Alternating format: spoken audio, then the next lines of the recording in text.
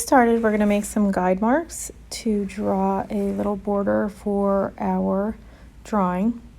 So we're measuring in a 1/2 inch from each side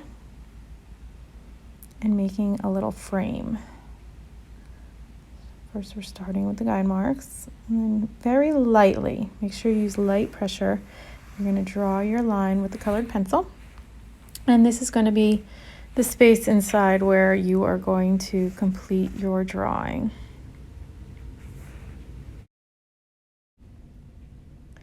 Next, we're going to crop our image. We're going to use the large viewfinder. You cut the center out of the large viewfinder and just find a spot on any one of the images that you would like to draw, and then you're going to lightly tape it down.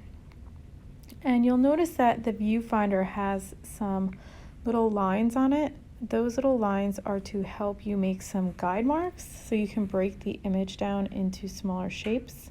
So you can use a ruler and do this lightly so that the guide marks aren't in your way. And I always start with just 2 guide marks to divide the page into 4. If you need more, you can always draw more, but the guide marks sometimes make your drawing very tight and it's hard to erase them when you do it on your good paper.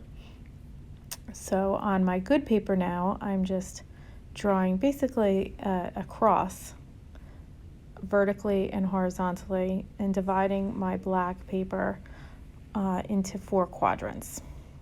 And always keep your pencil marks super, super light.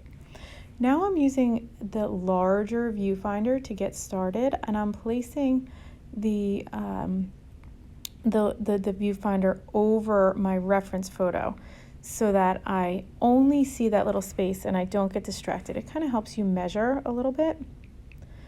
So the area I was drawing was a little tricky, so I'm breaking my grid down a little bit smaller, but I only do that as I need it. So now I'm drawing that little complex area of the chain, and I'm pressing very, very lightly. You never ever want to press hard when you're doing your sketch. For a number of reasons, it can indent your paper, it's hard to erase. And then as soon as I feel like I've got it, I take away that grid. The grid is a great tool, but it can make your drawing look really choppy, and sometimes it's really hard to erase the lines. So it's great to have, but not to rely on all the time.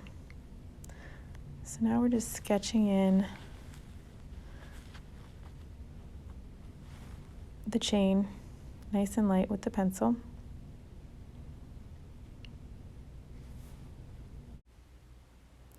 So as I'm working, I'm also erasing the grid marks once I've finished that area, kind of to get them out of the way so I don't have to worry about them later.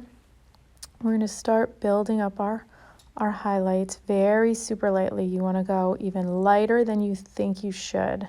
So as light as you possibly can, just so you get a faint indication of where your highlights are.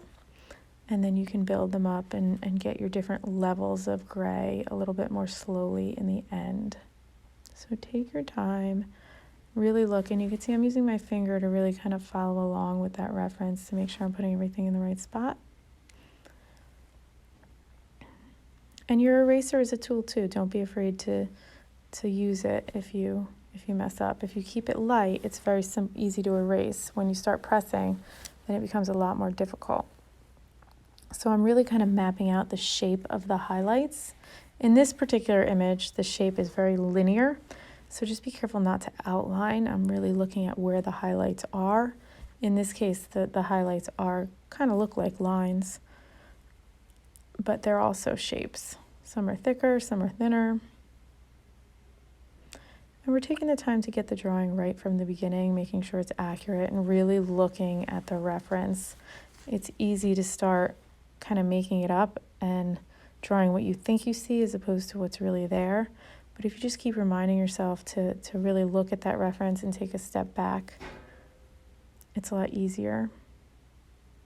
And you'll save yourself some trouble later.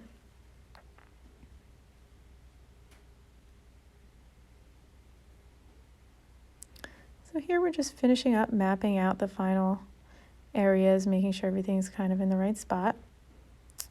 And then here I'm using my pencil kind of as a guide mark. I'm dividing that quadrant in half again. So now I'm taking one quadrant and dividing it into 4 to make sure everything's in the right spot. And remember, this takes longer than you would think. This video is sped up and cut. So it's really taking a little bit more time to make sure everything's where it's supposed to be. But then once you have these guide marks in and you've mapped out where your highlights are, then you just go right ahead and you can start filling it in and start drawing.